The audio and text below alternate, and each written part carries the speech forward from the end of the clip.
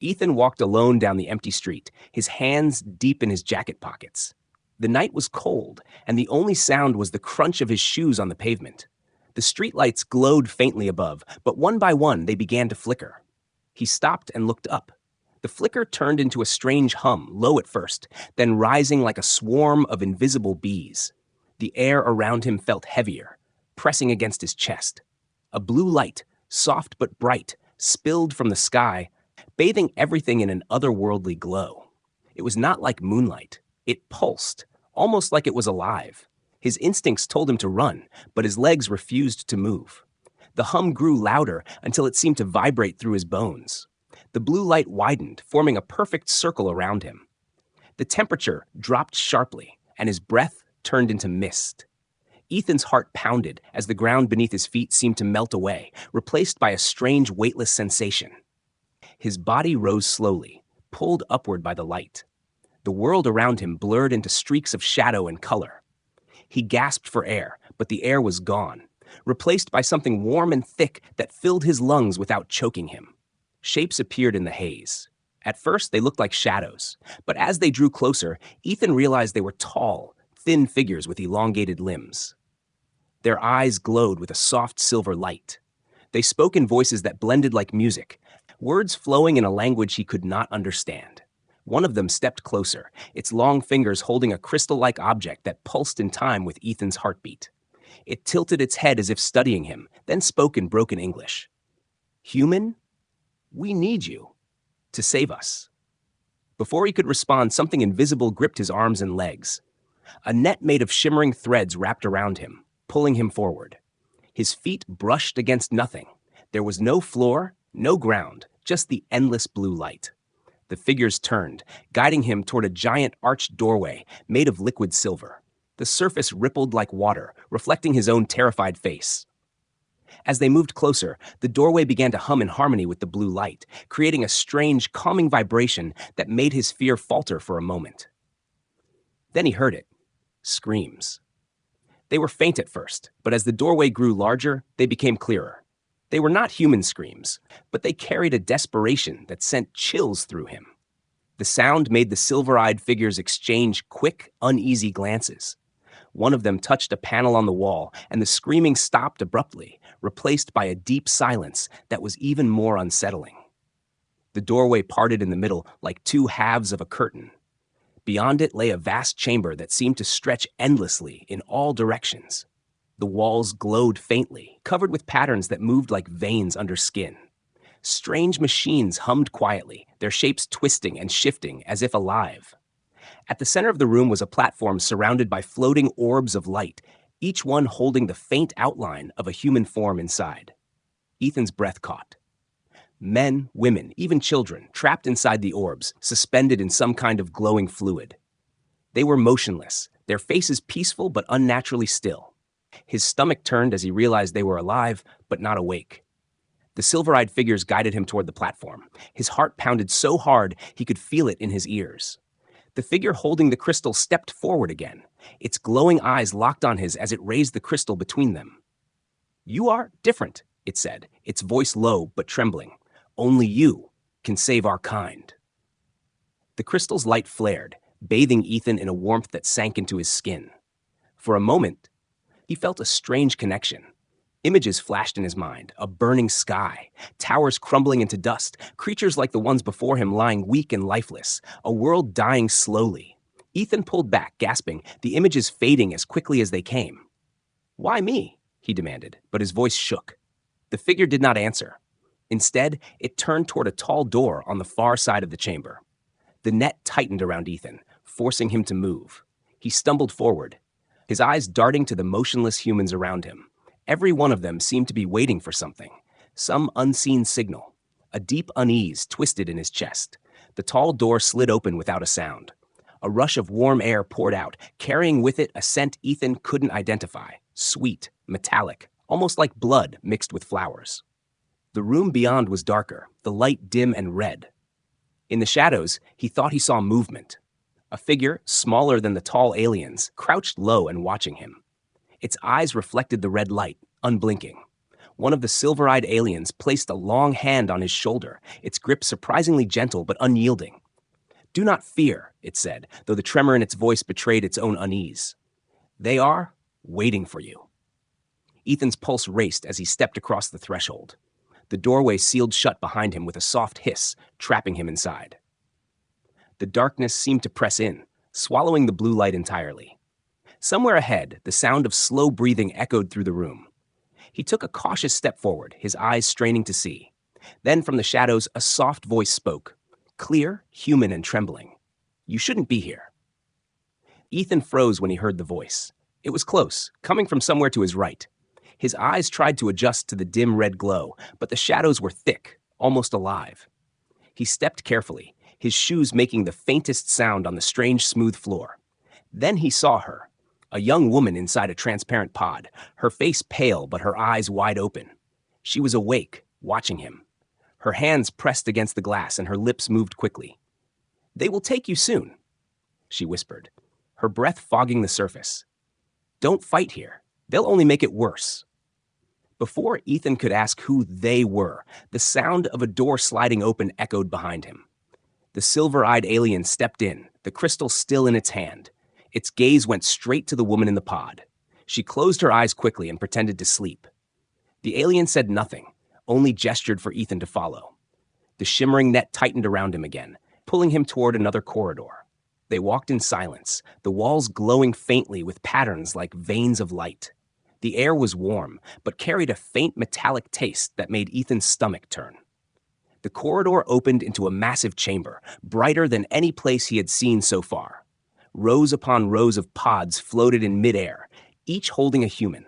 Some looked like they were sleeping peacefully. Others looked frightened, their eyes darting behind closed lids as if trapped in a nightmare. At the far end of the chamber, a raised platform stood with several tall aliens gathered around a large glowing table.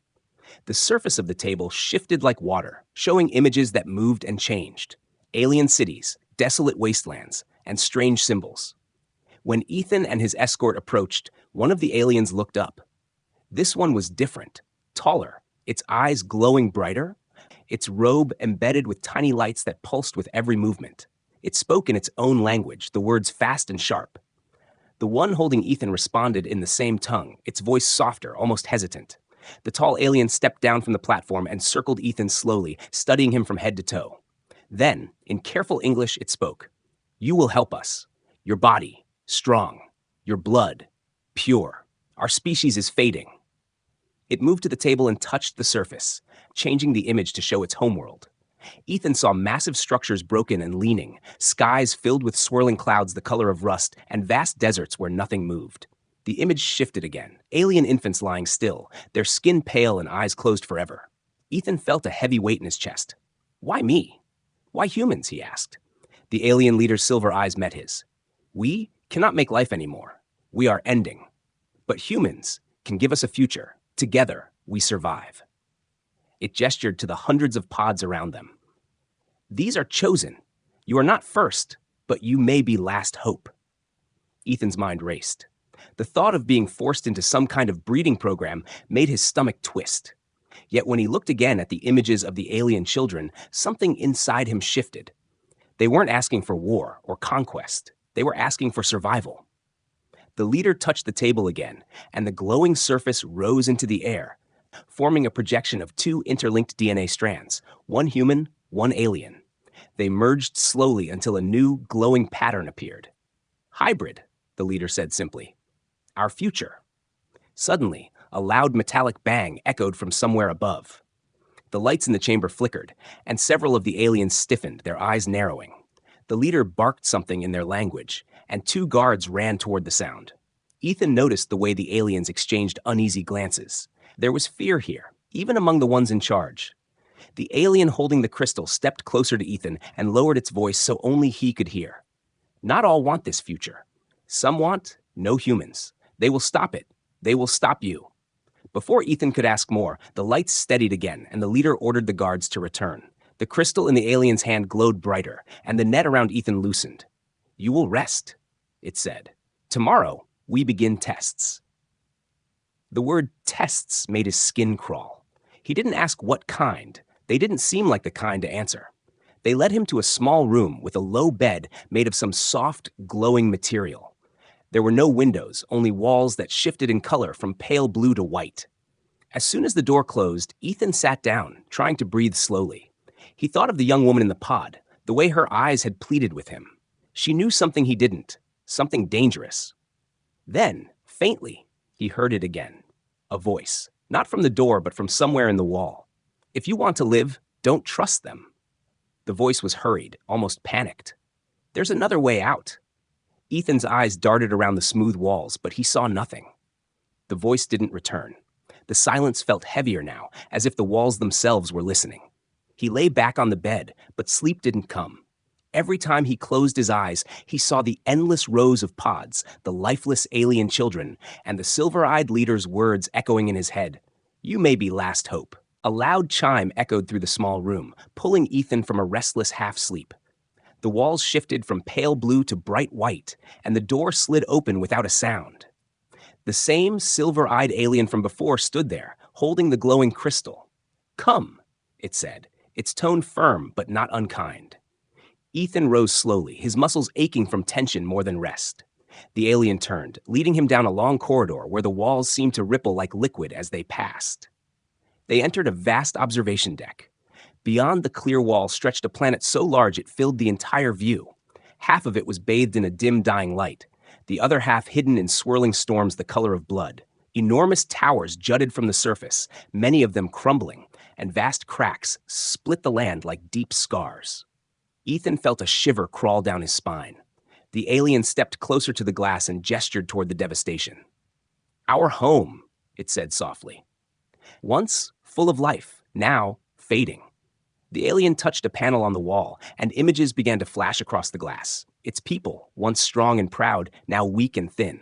Many lay in beds, their skin pale, their bodies trembling. Ethan saw young ones, no more than children, trying to walk but collapsing. A deep sadness pressed against his chest. The alien's voice was low. We cannot make new life. The sickness took it from us. Our bodies, empty. The final image was of a small alien child clutching a doll, eyes wide and lifeless. Ethan swallowed hard. So you think humans can fix this, he said. The alien nodded. Humans, strong. Your life gift works where ours has failed. Together, we live again.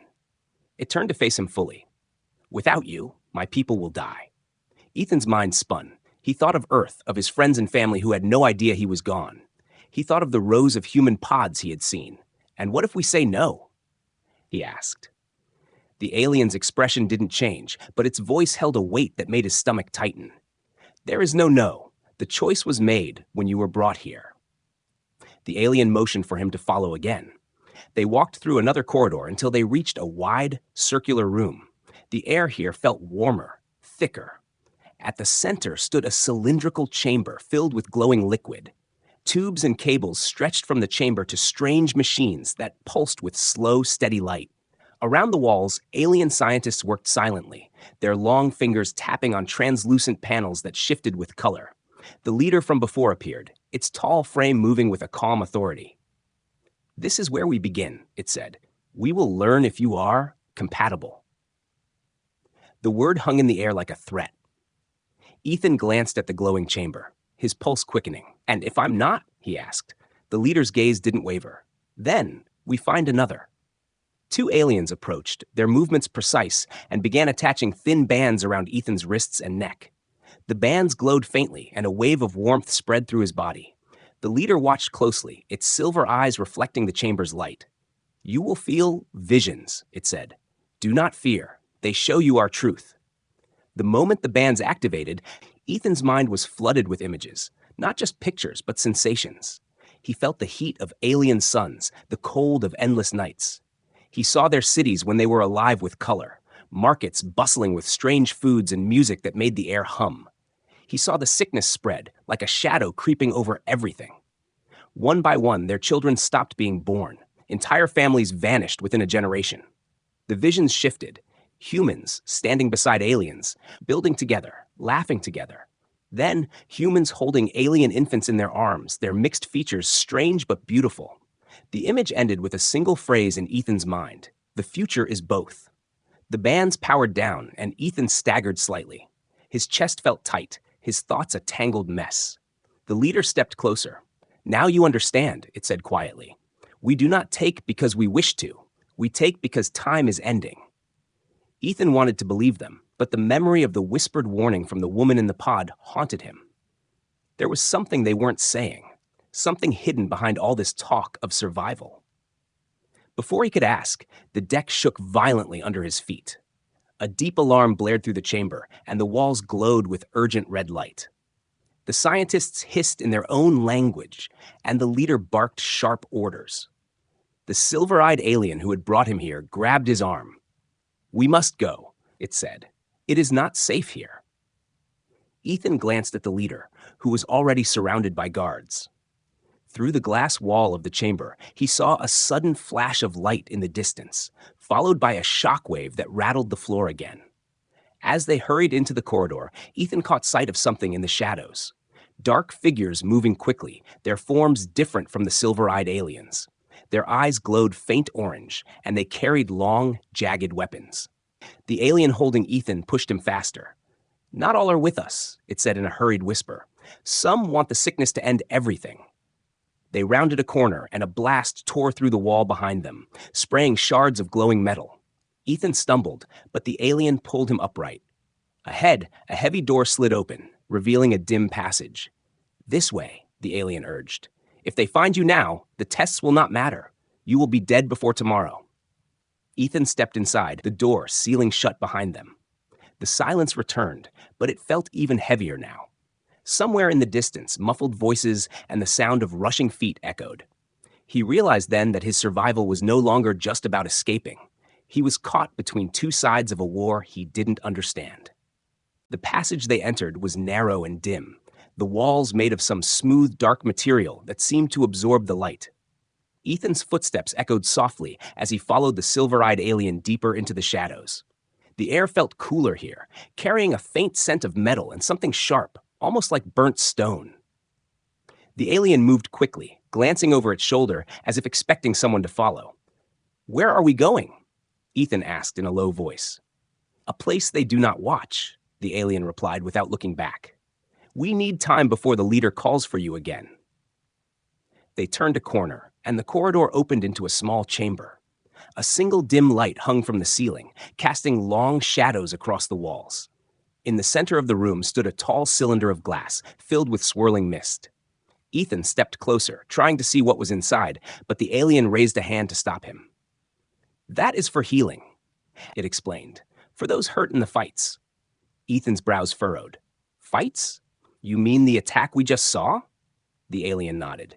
"There is a group who believes our people must die with honor, not mix our blood with humans. They will destroy you before they allow the joining." Ethan felt a cold weight in his stomach. "And you? You want this joining to happen?" "Yes," the alien said simply. "I have seen what happens when a species fades away. It begins slowly. Fewer births, weaker bodies. And then, one day, nothing." Its glowing eyes locked on Ethan's. "We are close to that day." Before Ethan could answer, a faint metallic scrape echoed from somewhere above. The alien's gaze snapped upward. Without a word, it pulled him toward a side door and pushed it open. The room beyond was darker, the air heavier. Machines lined the walls, silent but lit with tiny blinking lights. Ethan noticed movement between two of the machines. A shadow stepped forward, and his heart jumped. It was the young woman from the pod. She looked exactly the same, pale and tense, but now she was awake and moving freely. Her eyes darted between him and the alien. "You brought him here?" she asked, her voice low but urgent. "Yes," the alien said. "We need to speak before the council claims him fully." The woman stepped closer to Ethan. "You don't understand what they're doing. They talk about saving their species, but they won't tell you the cost." Ethan's pulse quickened. "What cost?" She glanced at the alien, then back at him. "The hybrids they create. They won't be free. They'll belong to the council, raised as property, and you won't be allowed to leave ever." The alien's expression tightened. "It is not slavery. It is survival." The woman shook her head. "You call it survival. I call it control." Before the argument could continue, a loud, sharp alarm blared through the chamber. Red lights flashed along the walls, and the machines began to hum. The alien turned sharply toward Ethan. "They have found us," The woman grabbed his arm. "Follow me!" Without thinking, Ethan ran after her, weaving between the machines. They slipped through a narrow opening in the wall that led into another corridor, this one filled with pipes that hissed with steam. The air was hot, making it hard to breathe. Behind them, the sound of heavy footsteps and metallic weapons clattering grew louder. They reached a grated floor above a massive engine room. Below, dozens of orange-eyed rebels moved in formation, their weapons drawn. The woman signaled for Ethan to stay low as they crept along the platform. Suddenly, a voice rang out from below in the alien language. The rebels stopped moving, their eyes scanning the shadows. One of them pointed upward, and in an instant, several weapons fired, sending sparks flying across the metal grating. "Go!" the woman shouted. They sprinted to the end of the platform, where a narrow ladder led down into a dim maintenance tunnel. Ethan slid down quickly, his hands burning against the cold metal rungs. The woman followed, sealing the hatch above them just as another volley of energy bolts struck it. The tunnel was cramped and smelled of oil. The hum of the ship's systems vibrated through the metal walls. They moved fast, turning left and right through a maze of pipes until they reached a small hatch. The woman pushed it open, revealing a storage room stacked with strange crates and containers. She closed the hatch behind them and leaned against the wall, breathing hard. "You see now? There's a war inside this ship. You're not just a hope for the future. You're a weapon both sides want to control." Ethan's mind spun. "Then why save me? Why not let them take me?" Her expression softened. "Because if they control you, they control every human here. And I don't want that to happen again." "Again?"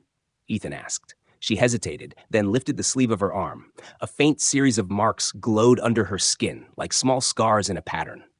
"I was part of the first group they tested. We survived, but we were never free. I escaped, and I've been hiding here ever since."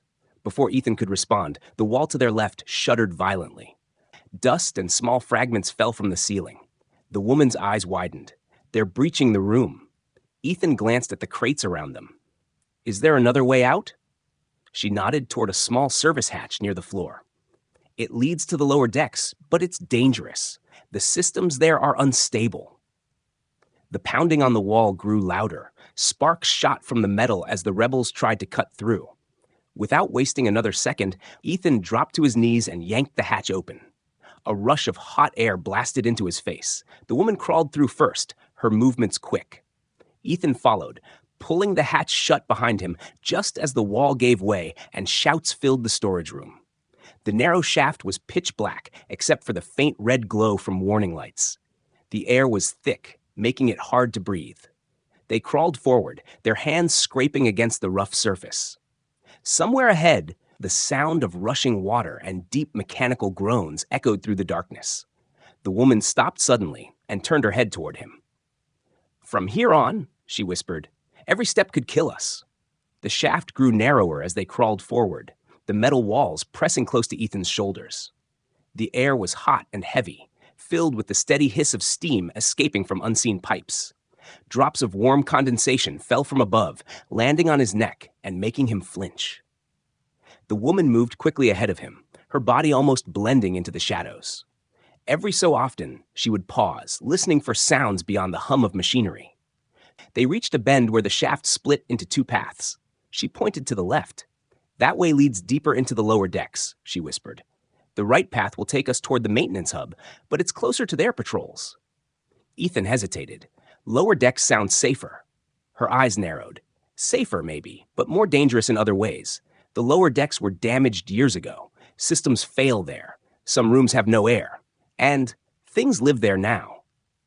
Before he could ask what she meant, a faint metallic clang echoed from behind them.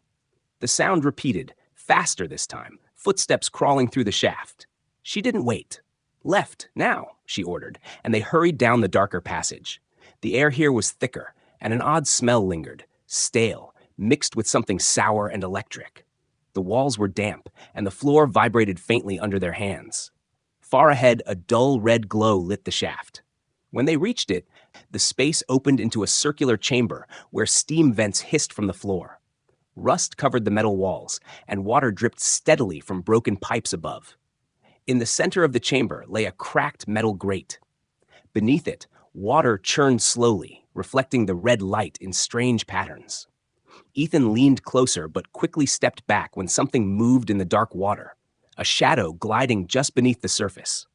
The woman kept her eyes on the floor as she spoke. "Don't fall in. Some of the old repair drones were left down here. They don't know the war is over. They attack anything that moves." As if to prove her point, a sudden splash erupted from below. A dark, jointed limb with sharp edges shot up through the grate, swiping at the air. Ethan stumbled back, his heart racing. The limb retreated into the water, leaving only ripples and the low hum of machinery. They crossed the chamber quickly, and then stepping over pipes and puddles until they reached another low tunnel.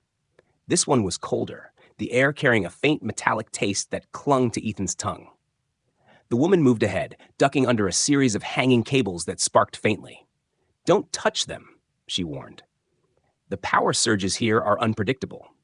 After what felt like hours of crawling, they emerged into a massive, dimly lit space. Broken machinery lay scattered across the floor, and towering columns reached up into darkness. Somewhere far above, they could hear the faint hum of the main engines. The woman pointed to a platform on the other side of the room. "That's our destination. From there, we can access the ship's old communication grid. If it still works, you can send a message." Ethan's heart skipped. "To Earth?" "Yes, but we have to be fast. If the Council knows you've made contact with your world, they'll seal the whole deck." They began moving across the floor, weaving between rusted machines and stacks of abandoned crates. Every step echoed, the sound carrying too far in the empty space. Ethan's nerves prickled. He glanced over his shoulder often, sure they were being followed. Halfway across, a sudden sharp noise rang out, a deep metallic clang from somewhere in the shadows. The woman froze.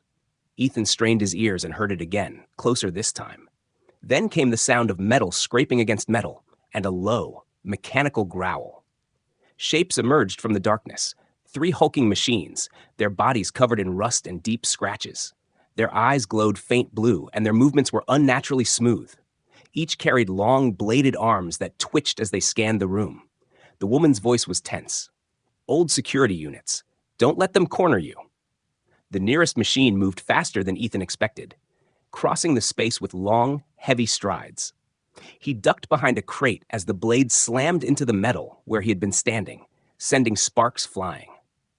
The woman darted out from behind another crate, slashing at the machine's leg with a piece of jagged pipe she had picked up earlier. The blow made the unit stumble, but it didn't stop. Ethan grabbed a loose metal rod from the floor and swung hard at the back of the machine's head. The impact made it stagger again, and this time the woman kicked it hard, sending it crashing into a pile of crates. The other 2 machines advanced quickly, their blades cutting through anything in their path. They ran for the platform, their footsteps pounding on the metal floor. The machines followed, their heavy steps echoing in the vast room. One of them hurled its blade arm like a spear, the weapon slicing past Ethan's head and embedding deep into the wall. They reached the base of the platform, where a narrow staircase spiraled upward. The woman pushed him ahead. "Go! I'll cover you!" Ethan climbed as fast as he could, the metal steps vibrating under his weight. Below, he heard the clash of metal as the woman fought the machines. When he reached the top, he found a small control room, its panels covered in dust and grime. A cracked chair sat in the corner, and the faint hum of inactive systems filled the air. The woman joined him moments later, breathing hard but unharmed. She crossed to the main panel and began pressing controls. The ancient screen flickered, lines of alien symbols scrolling past. "If this still works," she said, "you can tell your people what's happening here. But once the signal is sent, they'll know exactly where we are." Ethan looked at the blinking console. His hands trembled slightly as he reached toward it. The thought of Earth, of warning humanity about what was happening, gave him hope, but it also made him realize the danger. Below them, the sound of heavy footsteps began again. The machines weren't finished. The footsteps below grew louder, each one heavy and deliberate. The woman's fingers moved quickly across the dusty control panel, her eyes scanning the alien symbols flashing on the screen. Ethan stood at the narrow window, looking down into the dark expanse of the lower deck. He could see faint blue glows moving between the shadows. The machines were circling, searching for a way up. "Hurry," Ethan said, his voice low but tense. I'm trying, she replied without looking up. The system hasn't been used in years. I have to wake it up first. One of the machines let out a sharp, metallic shriek that echoed through the chamber. The sound made Ethan's chest tighten. Another machine answered with a deep, mechanical growl. He realized they were communicating with each other. The woman pulled a small device from her pocket and attached it to the panel. Sparks jumped as she connected it to the console's wires. This should speed things up, she muttered. A sudden crash shook the platform. Ethan spun toward the door just in time to see a bladed arm slam through the metal, slicing it open. The machine forced its way inside, its glowing eyes fixed on him. He grabbed the same metal rod he had used before and swung with all his strength, hitting the machine's head. The impact barely made it flinch. The woman reached into a crate beside the panel and tossed him a small, round object. "Press the top and throw it!" she shouted. Ethan did as she said. The moment he pressed it, the object began to hum and vibrate in his hand. He hurled it at the machine's chest. A flash of blinding light filled the room, followed by a sharp crack. The machine staggered back, its system sparking wildly, then collapsed to the floor with a loud crash. "That won't hold the others for long," she said, her voice urgent. "The signal's ready. You have to send your message now." Ethan stepped to the console. The alien symbols shifted, replaced by a pulsing light that waited for input. "What do I say?" he asked. "Tell them the truth," she replied. "Tell them you've been taken. Tell them what the council plans to do." He leaned toward the device, speaking clearly and quickly. "This is Ethan Cole. I'm on an alien ship. They've taken humans. Hundreds of us. They say it's to save their species, but they won't let us leave. If anyone hears this, find us." The panel pulsed once, then twice, and the woman's eyes widened. The signal went through. A deafening boom erupted below them. Ethan rushed to the window and saw the remaining two machines climbing the platform's supports. Sparks showered the floor as their bladed arms dug into the metal. "They're coming up both sides," he yelled. The woman grabbed his arm. "We can't fight them both. We need to get to the maintenance ducts above us." They ran to the far side of the control room, where a narrow ladder led upward. The metal was cold under Ethan's hands as he climbed quickly. The woman followed, pulling a heavy grate closed behind her just as the door below gave way. The sound of tearing metal echoed up the ladder shaft. At the top, they crawled into a low duct that vibrated with the hum of the ship's systems. The air here was warmer, tinged with the faint smell of oil. They moved quickly, the sound of the machines below still faint but persistent. After several minutes, they reached a junction where three ducts met. The woman paused, her expression tense. "We're close to the central energy conduits," she said. "From there, we can get back to the mid-decks. But it's risky. If the council has locked them down, we could be trapped." Ethan nodded. "Better than staying here and getting torn apart." They chose the left duct, crawling until they reached a grated opening. Through it, Ethan saw a wide corridor bathed in pale blue light. The walls were lined with strange, pulsating cables that seemed to breathe. The corridor was empty, silent, except for the faint hum of energy. The woman removed the grate quietly, and they dropped down into the corridor. The floor was smooth, and the air felt different, cleaner, cooler. Ethan's eyes moved to a large door at the far end, its surface glowing faintly. "That leads to the conduit hub," she whispered. They approached carefully, their footsteps barely making a sound. The door slid open automatically, revealing a massive circular chamber filled with towering energy cores. Each one pulsed with blinding light, sending waves of power through the room. The floor vibrated under their feet with the force of it. At the center stood a tall figure, the silver-eyed alien who had first taken Ethan from Earth. Its gaze locked on him immediately. "You have been busy," it said, its voice calm but edged with something darker. The woman stepped in front of Ethan. "He knows the truth now. You can't keep him here." The alien's eyes narrowed. "You risk everything for nothing. Without him, our species dies." Ethan stepped forward. "And with me, my species becomes your property. I won't let that happen." The alien took a slow step toward him, the energy cores flaring brighter with each movement. "Then you leave me no choice." Before it could act, a deep alarm blared through the chamber. The floor shook violently, and red lights flashed overhead. The woman's eyes darted upward. "That's not the machines," she said. "Something else is attacking the ship." The alien turned sharply toward a control panel, speaking quickly into a communicator in its own language. Then it looked back at Ethan, its expression hard. "This conversation is not over. But for now, survive." Without another word, it pressed a command, and the floor beneath Ethan and the woman shifted. They fell through an opening into darkness, landing hard on a metal surface far below. The sound of the hatch sealing above them echoed like a final warning. Ethan groaned, pushing himself up. The woman's breathing was quick, her eyes wide. Somewhere in the dark, the sound of scraping metal and slow, heavy steps began to move toward them. The darkness around them was thick, swallowing the faint glow from above. Ethan's eyes struggled to adjust, but the sound of slow, dragging steps made his skin prickle. The woman moved closer to him, her hand lightly gripping his arm. The air was damp, heavy with the scent of rust and something old like forgotten metal. A faint glimmer appeared ahead, 2 pinpoints of red light, swaying slightly as they moved closer. The scraping grew louder, joined by the metallic click of claws on the floor.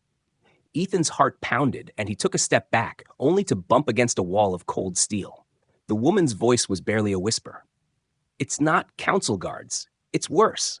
From the shadows, the shape emerged, tall and hunched, its body made of patched metal and cables. Parts of its frame were missing, revealing sharp, spinning gears underneath. One arm ended in a bladed claw, the other in a strange drill-like device that spun slowly, whining in the silence. Its glowing red eyes fixed on them, and a distorted voice crackled from somewhere deep inside its chest. "Unit, repair, malfunction, remove intruders." Ethan grabbed the nearest piece of broken pipe from the floor. "We have to move. Now." They darted to the side, weaving between piles of scrap and old machinery. The creature followed, its steps slow but steady, every movement making a sick grinding noise. The woman pointed to a narrow passage ahead. "That leads to the old escape bays." They ran, the sound of the machine's claw tearing into metal echoing behind them. The passage was cramped, and the floor sloped downward sharply, forcing them to slide part of the way. At the bottom, they stumbled into a vast circular room filled with rows of ancient pods, escape craft long abandoned and coated in layers of dust. Many were cracked open, their interiors stripped bare. The woman scanned the rows quickly. "Most of these won't work. We need one with a live core." Ethan checked a pod near the wall, pressing a panel that lit up dimly before fading again. "Dead," he muttered. A loud crash shook the room. The machine had reached the entrance. Its claw scraped along the wall, leaving deep scars in the metal. It stepped inside, its red eyes sweeping over the pods. The woman's voice was tense. "Keep looking." They split up, moving fast between the rows. Ethan's hands were shaking as he opened panel after panel, each one lifeless. Then, near the far corner, he found one with a faint, steady glow deep inside. "This one's still got power," he called. The woman rushed over, her fingers moving quickly across the control panel. The pod hissed as its door opened, releasing a faint mist. The hum of the core grew louder, and the faint glow became brighter. The machine let out a distorted screech and began moving toward them, its claw raised. Ethan stepped in front of the pod, gripping his pipe like a weapon. "Hurry!" The woman climbed inside first, activating the pod's systems. "Get in!" Ethan backed toward the opening, swinging the pipe as the machine lunged. The claw caught the end of the pipe, tearing it from his hands. He jumped into the pod, and the woman slammed the hatch shut. The machine slammed against the exterior, shaking the pod violently. The woman hit the launch control, and with a deafening roar, the pod's engines came to life. The force threw them back against their seats as the pod lifted, breaking free from the room in a burst of fire and smoke. Through the small window, Ethan saw the machine shrink into the distance, its red eyes glowing until the darkness swallowed it. The pod spun through a narrow tunnel before bursting out into open space. Stars stretched endlessly around them, and the massive alien ship loomed behind, its surface scarred and burning in several places. Ethan's chest heaved as he stared at the view. "We actually made it." The woman kept her eyes on the controls. "We're not safe yet. This pod has limited power. If the council sends a retrieval team, they'll catch us fast." He leaned back, trying to catch his breath. "Then we keep moving until they can't." For a moment, silence filled the pod, except for the soft hum of the engines. The woman's expression softened, and she glanced at him. You sent your message. If your people hear it, they might come. But until then, it's just us. Ethan nodded. Then we make sure we survive long enough for them to get here. The pod drifted farther from the alien ship, its lights growing smaller in the distance. But Ethan couldn't shake the feeling that this wasn't the end. Somewhere out there, the Council would still be searching. And if the rebels inside the ship didn't destroy it first, someone would come looking for him. The woman looked out at the endless stars and spoke quietly. The galaxy's a big place, Ethan. But when they find us, it will change everything, for your world and for mine. He stared into the dark, his grip tightening on the seat. Then let's make sure we're ready. The pod sailed on, a tiny speck in the vast emptiness, carrying two fugitives whose choices would decide the fate of two species. Somewhere far behind them, the war between survival and freedom was still raging, and sooner or later, it would catch up.